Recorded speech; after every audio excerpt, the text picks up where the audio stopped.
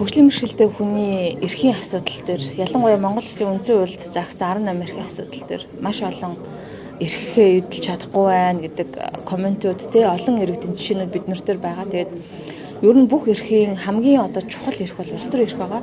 Улс төрийн эрхийг нь эдлүүлэх бололцоогоор хангаж өгснөөрөө бусад эрхээ хэрэгжилтэнд хүрэх энэ боломжийг бий болгоно гэсэн үг. Тэгэхээр улс төрийн эрх буюу өөрсдийн дуу хоолойгоо шийдвэр гаргах төвшөнд хүргэж ингэснээрээ тэдний асуудлыг иргэд шийдвэр гаргах төвшөнд бүх талдаа ойлгоод тэгээд тэр сурах, ажиллах, хөдөлмөрлөх бүх эрхийг нээж байгаа байхгүй.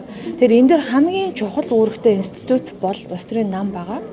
За би Монгол Ардын намын чагсаалтын гишүүн хөгжлийн бэрхшээлтэй иргэдийг төлөөлж энд ажиллаж байгаагийн нэг чухал үүрэг маань бол юу вэ гэхээр Монгол Ардын намынхаа хувил болох дүрмдээ хөгжлийн бэрхшээлтэй иргэдийн оролцоог нэн тэргуунд оролцуулж өгөх хэрэгтэй гэсэн. Энэ дүрмдээ тусгах хэрэгтэй. За тийм учраас намын дүрмийн одоогийн байдлаар бид нар санал хурааж хэсэлээгүй байна л да. Гэхдээ миний хувьд бол намын дүрмийн 1-5 дээр хөгжлийн бэрхшээлтэй иргэдийн оролцоог бол тусгасан байгаа. 42-ын 1-р заалт 42 дээр намын харьяа байгууллагууд буюу оюутан залуучууд, эмэгтэйчүүд, ахмадын байгууллагууд нь өөрсдийн бүтэц, бүрэлдэхүүн, үйл ажиллагаа гэдэг 3 төрөлдөө хөгжлийн бэрхшээлтэй иргэдийн төлөөллийг хангана гэдгийг оруулж байгаа гэсэн. Энэ нь бол нэг хөгжлийн бэрхшээлтэй иргэдийн эрхийн хэрэгжилтэнд бол нэг шат ахиж байгаа улс төрийн болоод хүний эрхийн хувьд маш том ахиц твшил гэж би үзэж байгаа. Энэ үзүүлэлт бий болсноороо намд хөгжлийн бэрхшээлтэй иргэдийн маш олон төлөөллүүд оюутан бол оюутнаараа, залуучуудаараа, эмэгтэйчүүдээр, ахмадуудаараа ингэж орж ирэх боломжтой болно. Тэгэхээр би ингээ ганцаараа биш, би илүү олон болж ирснээрээ энэ хүмүүсийн эрхийг, дуу хоолойг илүү томоор сонсох юм болцоо бий болох байхгүй. Энийг манай нам л төрүүлж хийхгүй юм бол өөр аль нам хийх вүтэй гэж би бас өнөөдөр энэ намын их хурал дээр дуурж ярьлаа. Ковот тогтоох юм уу гэхээр яг тэр ковот зэрэг дээр бол намын харьяа байгууллагууд өөрсдөө бас дахиад дүрмтэй байгаа. Тэн дээр ярилцсан гэсэн. Одоогоор бол хөгжлийн бэрхшээл гэдэг энэ хөгжлийн бэрхшээлтэй иргэдийн дуу хоолой гэдэг зүйл намын дүрм дээр огт байхгүйсэн. Байхгүй байсныг 2 газар тусгаж өгч байгаа нь өөрөө одоогийн байгаа бидний хамгийн чухал ахицл болж байгаа гэсэн үг байхгүй.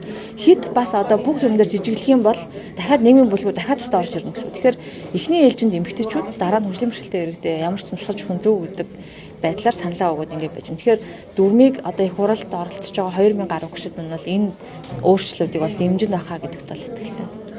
Намын хөтөлбөрийг бас шинжилж боловсруулж байгаа шүү дээ. Хөтөлбөрсээр тань За намын хөтөлбөр буюу намын эрхэмлэх зүйл гэж ярьж байгаа. Бидний хувьд бас нэг эрх. Тэр дээр миний хувьд бас нэг санал өгж байгаа нь тэгш байдлыг хангахтай холбоотой санал өгсөн. Тэгш байдал гэдэг нь намын гишүүн, намын иргэдийн төлөөлөл, ер нь намын аливаа үйл ажиллагаа өөрөө бүгдэд алийг нь ч ялгуурлан гадуурхгүйгээр, алагчлахгүйгээр тэгш оролцоог хангана, тэгш байдлыг хангана гэсэн энэ зүйл заадлыг бол оруулсан байгаа. Энэ бол маш том утга агуулгатай зүйл зал гэсэн. Хараа ер нь бол хөгжлийн бэрхшээлтэй иргэдийн улс төрийн оролцоо нэмэгдэх тусам улс орны бодлого илүү шодрох хүнлэг ийм болдон ийм жишгтэй. Энэ дэлхийн маш олон орнд энийг бол ярьдаг. За жишээ авъя л да. Австралийн хөтөлмөрийн нам хөгжлийн бэрхшээлтэй иргэдийн оролцоог бүр институтлаад Disability Caucus гэж байгуулсан. Тэд нар бодлогоо өөрчилсөн. За Их Британий хөтөлмөрийн нам болохоор хөгжлийн бэрхшээлтэй иргэдийн хөдөлмөрийг дэмжих жижигхэн жигүүр байгуулсан байгаа. Бүтэц байгуулсан. За Канадын либерал нам бас хөгжлийн бэрхшээлтэй иргэдийн оролцооны платформ гэж байгуулсан.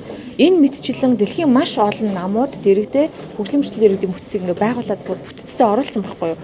Энэ нь өөрөө намдаа иргэн бүрийн дуу хоолойг тэгш байдлаар тусгаад энэ нь улмаар намын бодлогоч улсын бодлого болж байгаа болохоор оруулж байгаа гэдэг утгаараа бүр асар ачаад бүгдлээ зэлэхгүй. Тэгэхээр бид нар бол энэ жишгийг даах хэрэгтэй. Тэгээ бид хэнийг ч орхигдуулгүй нам байх хэрэгтэй. Энэ л миний ураа байгаа байхгүй. Анхан шатны яг байгууллагууд тэгээ сум аймаг тэгээд дүүр энтерт ер нь хэр энэ нь тэр 1-5-10 дээр нам гэдэг тэр намын дотор намын бүтцийн бүх байгууллагууд орж байгаа бүх шатны. Тэгэхээр тэр дотроо мөн хөгжлийн бэрхшээлтэй гэдэг ингээ орж байгаа гэсэн.